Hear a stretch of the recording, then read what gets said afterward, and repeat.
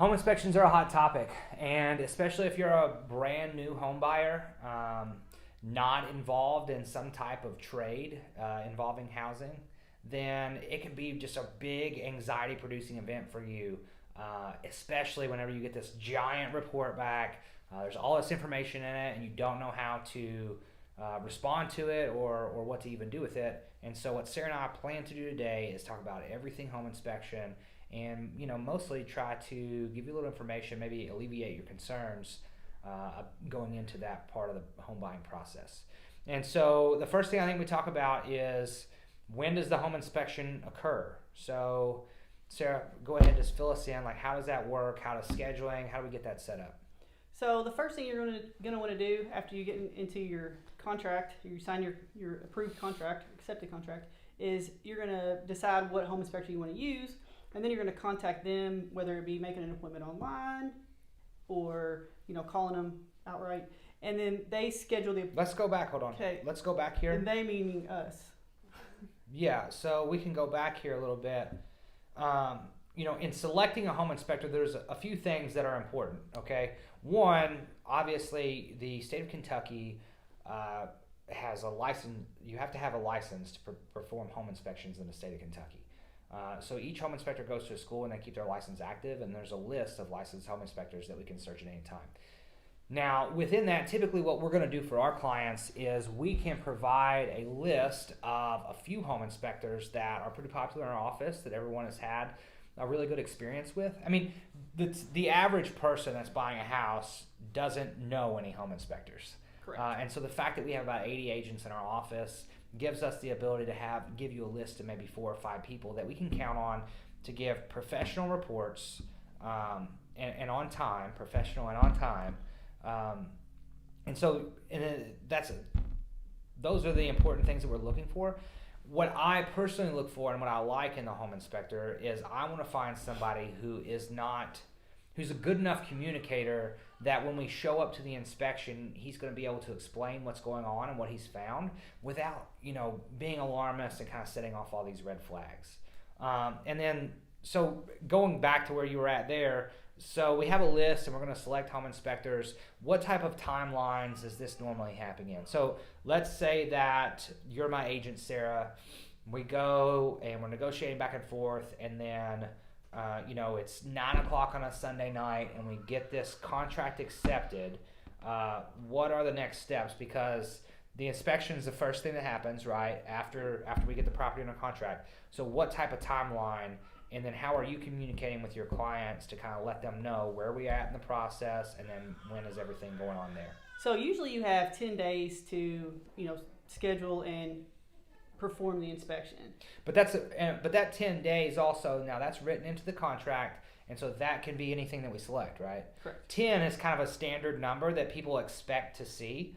But one thing that can happen is, in this competitive environment and competitive market, shortening your inspection window so the seller is going to know if there's a problem sooner, that's something that is appealing sometimes.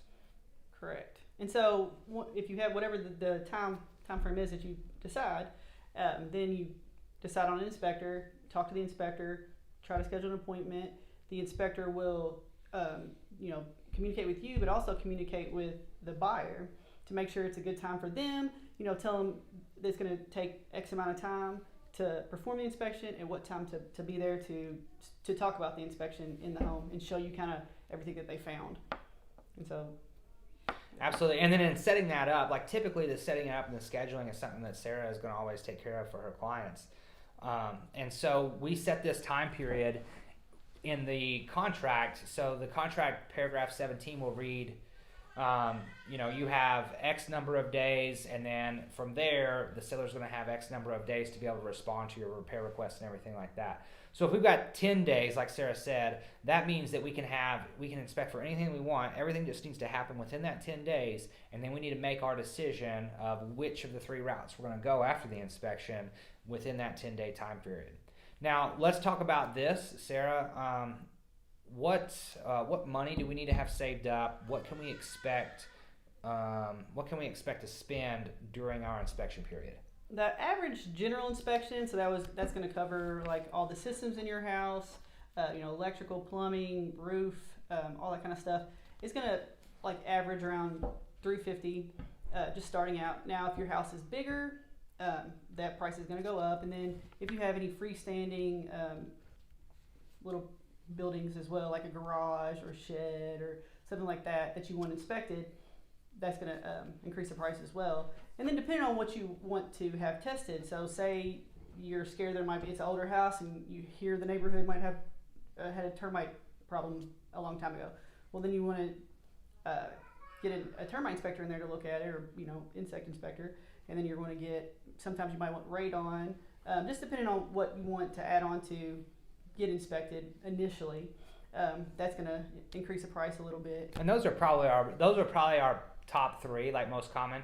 Radon in our area, it can be street to street. So radon is a gas that comes up from the ground, and your radon levels are always going to be much higher after it rains. But as this gas comes up in the ground, if it gets into your house and doesn't have a way out, it can be a problem, and so that's one of the more common things. Termite testing happens almost every house. A lot of times lenders will require it. If you get a VA loan, you always have to have a termite inspection. And I'll tell you something interesting that changes a couple years ago with the way that the termite inspection report reads. They almost never now will not recommend treatment. They always recommend treatment if the previous seller does not have any evidence that they have had treatment. And so that's going to be one of those things you almost always recommend for termite treatment unless the seller can prove that they've had it treated. And that's significant. That repair, like usually getting a termite treatment, average size house is somewhere around $1,000. And so that's something significant that a lot of times gets pushed into that repair request. And so then we're talking about total costs here. Most of the home inspectors, I think, go up somewhere a couple thousand square feet before the home inspection starts to get more expensive. And it also gets more expensive too if you have outbuildings, detached garages, a barn, something like that. The more things they have to inspect, the more the cost can go up. But I will say, for your average home buyer right now, if you're sitting at like $350 to start, let's say you got about $50 in a termite. If you do a radon, usually about $150, right? Mm-hmm. And so your average person is going to be that's $550 into their home inspection. And that is assuming that we don't perform any of these separate, environmental tests for mold, lead, asbestos, stuff like that. Something that happens pretty frequently is that we might do something, we have concerns about a crack in a basement, we'll have a structural engineer come out, that usually costs us a couple $100. And so you can test for anything, and it's just important to keep in mind, like, what are all of these costs going to be as we are entering into this, because this isn't anything that, if you've got a seller that's paying closing costs or anything like that, this is all still cash that you're going to need up front before it's time to actually buy the house. So, your earnest money deposit and your inspection money, that stuff, you've got a cash that you need to have on hand ready to use whenever you get the property under contract. And it's good to do this. I mean, it's good to know this anyway, because if you don't, and then something comes up, now you're cash out of pocket to do this, to fix these things that you didn't even know about when you were buying the house. Okay, and so then, like, we know the cost, we've got it all set up, we're scheduled. It's inspection day. I just hit the microphone. Sorry, everyone, internet land. Inspection day, what's that look like, Sarah? Well, it usually takes about 4 hours for them to, on average, to complete the inspection, and then you're coming in with your client. If they want to, you come in and they go through everything that they found. Now, the very first time I saw this, I was like, oh great, this deal is not ever going to work, because it's 874 million pages. Not really that many, but you know what I mean. And so, but once you get into it, you realize that they're telling you a lot of things that you need to know, such as where your water shutoff valve is, or where how old the furnace and the AC, the HVAC unit, the water heater, all that kind of stuff. Like, it's things that you need to know. And so once you go through it, they'll tell you exactly what they found and the importance of how important it is. How important the importance of how important it is. Yes. And I just want to point out that this is now the third time that Sarah has skipped out on the opportunity to make a joke about how she was shocked and terrified when she first saw how long it was. It was long. The inspection. Anyway. So inspection day, we meet up with the inspector at the end of the inspection, kind of goes around, shows us anything that they kind of feel like they're concerned about. And then the inspection report you get, now typically the inspectors that we use, we have a home inspection and we might meet the inspector at 3 or 4 in the afternoon. They're typically there for about 3-4 hours depending on the size of the house. So we just kind of go at the end, get the quick recap, but then typically we're going to have that inspection report that night. And this is what Sarah's saying is you're going to get the inspection report and it will be 65 or 70 pages. Tons of information about house systems, water shutoffs, age of, mechanicals, things like that. So it's great. What you're going to see is most of the reports that we see will have items that are red, some that are yellow, which might be routine maintenance stuff that should be taken care of but isn't like a big concern. Usually the red stuff is going to be like things that need to be fixed, or they're going to be causing more damage to the house, or safety concerns, things like that you'll see. But what you're usually going to get is that's going to be on page 1. Right. And so you like the other 75 pages or so, they're important, very important, but typically not stuff that's going to be a big concern. And a lot of stuff will be like stuff that if you were building a house now would be to code that maybe wasn't in the code. For sure. And we run into this a lot too when we're selling houses. You're in Old Louisville or somewhere where the houses were built in 120 years ago. Well, something might not be to code, but it just kind of is what it is. And then I think that it kind of goes into what I was talking about a little while ago about, home inspection is not pass fail. And so even if something is not up to code, the home inspector makes a note that it's not up to code, but it doesn't actually mean anything because you can still buy the house without that being fixed.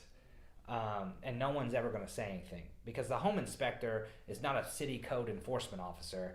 He just points out things that aren't to code because they are considered to be safety issues. Even on older homes where things that aren't up to code are just kind of grandfathered in and that's just how they are, a home inspector is always going to point all of that stuff out. But it doesn't actually necessarily matter because if a porch is 32 inches high instead of 30 inches high and it doesn't have a handrail all the way around it, the home inspector is going to say this porch is supposed to have a handrail all the way around it because it's over 30 inches high. You, as the buyer, could say that porch would look terrible with a handrail all the way around it. I don't want one. And that would be perfectly fine. You can do that. And so that's just kind of important things that the home inspector is also going to note anything at all that like stuff that you might not actually even care about or not even want done. That was a real example from a house I sold. It was a new construction and it had this really cool porch on the front, and it was like just a couple inches too high. And then an inspector comes out and he says, okay, well, this technically has to have a handrail, but we didn't want a handrail, so we were like, okay, thank you for that, but we didn't do it. Where are we at now? So why is the home inspection so long? How much does it cost? I guess next, so now we've gotten this report, what do we do with this report? So Sarah, what are the avenues that can happen after we get this inspection? Well, you can decide you're going to take it as is and just not ask for anything and just say, I'm just going to take the house, which we'll talk about in a little bit.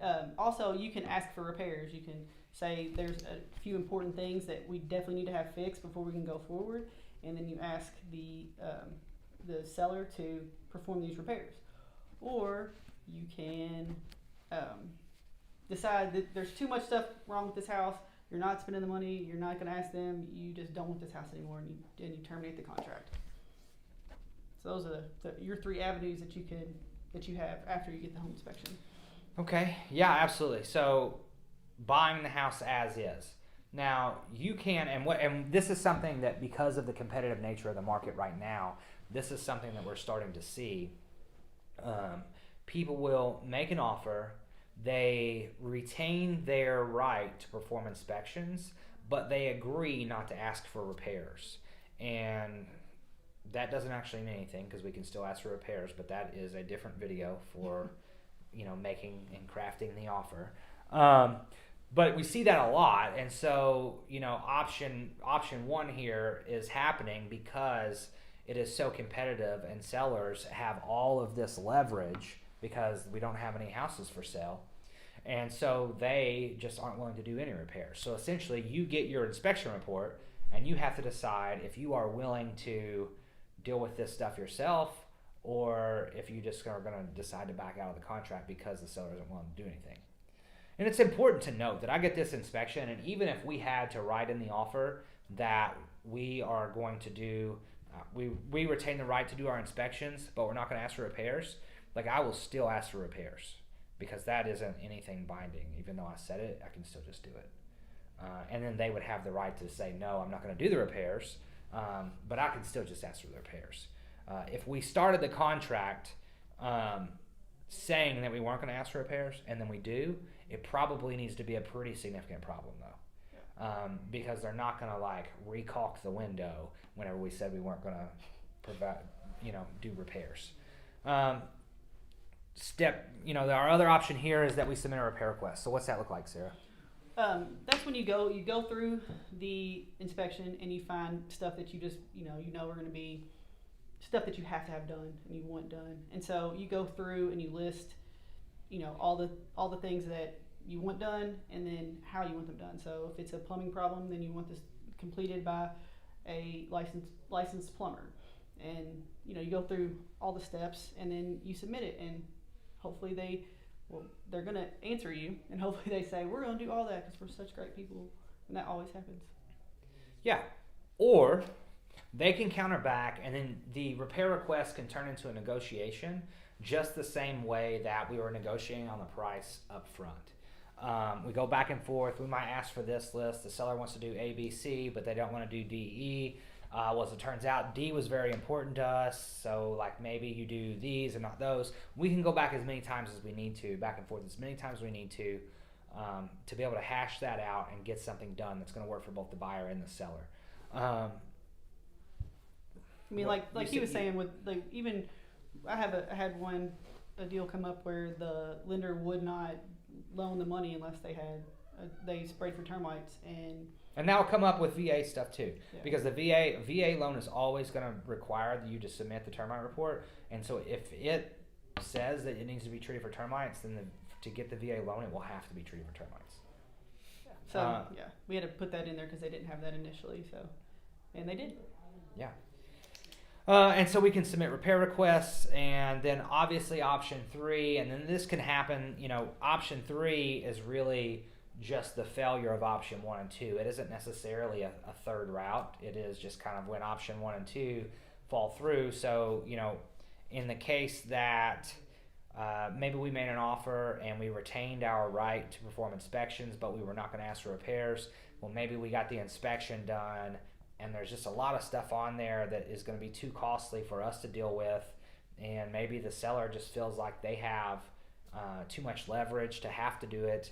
Well, at that point, like, we just have to make the decision to walk away. And then the same thing can happen. Maybe we're going back and forth with a repair request and we're not able to get the seller. There is a scenario in which there's a repair that possibly the seller just can't afford to fix, or it'd be very, very unlikely that there's just something that can't be fixed with the house. What it is that there's always that kind of monetary, is like, do we have the cash, or can we get the cash to be able to do it? And so then there are times, obviously, when these negotiations break down and we are forced to terminate the contract. Next, waiving the inspection.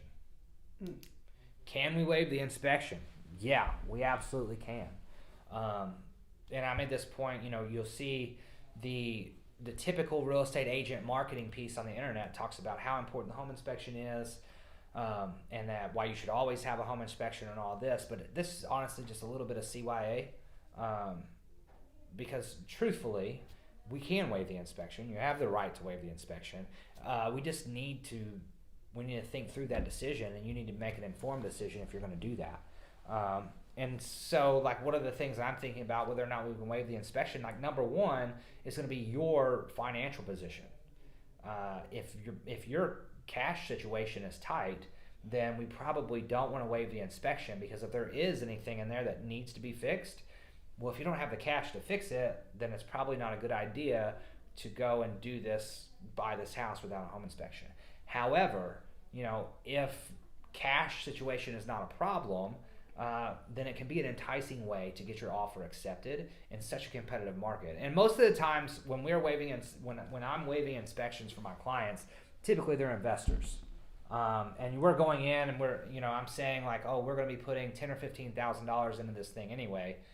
There's probably nothing the home inspector is going to find that I haven't already seen and noticed that's going to cost much more than we're already planning on putting 15 in it. It's not going to break my client's bank if we put 17. And so in that scenario, like absolutely, let's waive it. If you have clients that are, maybe not buying their first home and they're sitting in a good cash position and it's a very competitive market, waiving an inspection, when we've gone through and looked, it's pretty uncommon, and it should be very uncommon that a home inspector is able to find something that means that you absolutely should not buy the house that myself as an agent shouldn't have been able to see. Like if the house is falling off a cliff, I don't need a home inspector to go and tell me that. Like I should be able to see it. If I walk up and there's a giant dip in the ridge beam, or huge cracks in the foundation, I look in the crawl space and there's just standing water down there. Like the home inspector is going to perform a visual inspection, and so the first visual inspection is that you're showing. And the biggest issues with the house, you should be able to see and be educated enough to understand, like, wait a second, this is a problem, this is a problem, this is a problem. What the home inspector is doing is he's going through and he's digging up every single little problem. He's going to see if the kitchen sink drips a little bit, if I turn the knob on the faucet, if it's got a little leak. That's the type of stuff that he's getting deep into. A good agent should almost never have a home inspector come behind them and find something that is such an egregious thing wrong with the house that we just shouldn't buy it at all. And so if we have clients that are financially capable of handling most smaller repairs in the house, then I don't hate waiving the home inspection. And then any other case, probably most people should be having home inspection. If you are 25, 30 years old and you're buying your first house, I'm probably not going to suggest that you waive the home inspection in that scenario. But if you're in a little bit stronger cash position, then it can be a good way to get something under contract, because that's going to be appealing to a seller right now. Yes. Especially if you've put like 7 offers in and haven't gotten any because other people are waiving inspections. Absolutely.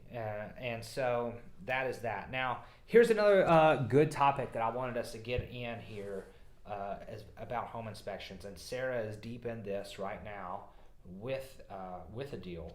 And so what we have a home inspection. We negotiate back and forth on a repair request with the seller. The seller agrees to do this list of repairs. Now, that list of repairs needs to be done before closing, and we have, there's a couple different ways that goes. So the first and probably the most common way is they send us all of the receipts from any work that's done. So if they had the HVAC service, then I should have a receipt that says who the company is that did it and what they did. If they, any faucets, handyman stuff, there should be, typically they're going to have a receipt, they're going to have receipts and whatnot that we can see. And then when we do our walkthrough before the closing, we're going to go through and we're going to verify that this stuff is done. That is probably the most common and typical way that it's done. Now, there is another route that can happen, and we can talk about what happened specifically in Sarah's deal, is that we got old oval house, young home buyers, buying a duplex, so bigger pockets, house hacking, cool. Big list of stuff on an inspection. And I'll tell you, our biggest concern here was the condition that it seemed like the house had been kept in. It was a rental, and so it was held with a property management company, and you could kind of tell that there were definitely deferred maintenance issues. And so we go back and forth for, probably 2 weeks? Oh, yeah. We go back and forth on this repair request for probably 2 weeks, and finally get a very substantial list of repairs agreed to. Now, within that repair request, it says that all the repairs are to be performed in a workmanlike and professional manner. And then specifically on some things, we ask for, licensed plumber to do this, and, licensed electrician to do this. Which was very important to the buyer. Like, that's the thing that was keeping her from being very on board with it. She was afraid that something was going to happen, and that they were just going to do it real janky, and then in 2 months it's going to fall apart. So. I don't think she was wrong. She wasn't. No. I don't think she was wrong at all, and it is a concern. But what we do is, by the way that we structure the deal and the way that we conduct the transaction, we're able to eliminate the fear by just kind of covering ourselves all along the way. And so this is how this went. There was a big list. We had some concerns that they were just going to send random handymen over to do janky repairs. And that was not going to be good enough for us, wasn't going to be good enough for the buyer. And so the route that we went was to actually have our inspector come back and do a reinspection. And Sarah, I'm going to let you just kind of take it over and tell us how that has gone thus far. That not very well. It's been about 3 weeks since they were supposed to have done the repairs. And when I contacted the agent to see when the repairs were going to be done, they had said, this was on a Sunday, they said, tomorrow, Monday, they're going to be done. So I said, okay, well, we'll come back in. Actually, she said, why don't you come back in next Monday and do the reinspection? And I was like, great. So I talked to my client. We got it all set up. Went over there Monday. And as I pulled up, we saw a guy going in the front with some caulk. So he was clearly still doing the repairs. Now, the agent did text me that morning and say, you might want to wait till tomorrow because, I have the HVAC guy coming over and we were going to spray for termites. So do you want to reschedule? And I was like, no, we don't want to reschedule. Just send us we'll still look at it. Just send us the receipts for those things. And she was like, okay, great. And I don't know if she'd even been over there yet. So when we go over there, the inspector had been there and was like, well, there's been 2 things on the list done, and one of them was done incorrectly with a wood screw. And we were like, oh, okay. So then we ended up having to, talk to the agent again and get them to agree on a set amount of time to get it done, to come back in. They were going to have to pay for the reinspection for the client so we can make sure everything's done correctly and timely, because time is now of the essence. Yeah, and so it was been interesting to see how that played out. And I think Sarah's done an excellent job representing her clients in this situation, knowing that we were going to have repairs, knowing that we wanted to make sure that everything was done correctly for our clients. And then it's got to be great for your clients whenever they show up there. And that is a stressful scenario for someone that is buying their first house. There's all this stuff that's still wrong. They're not fixing it. They're not taking care of it. But to be able to say, like, okay, well, it's fine. We have these remedies. This is what we're going to do. It's not a problem. They will fix it, and it has to be done correctly because now they are contractually obligated. And so now, and I think that you said this too, is that now the seller is paying for the inspector to come back since they didn't have their stuff done the first time. Now the seller's paying the inspector to come back, and hopefully gets a little bit more skin in the game.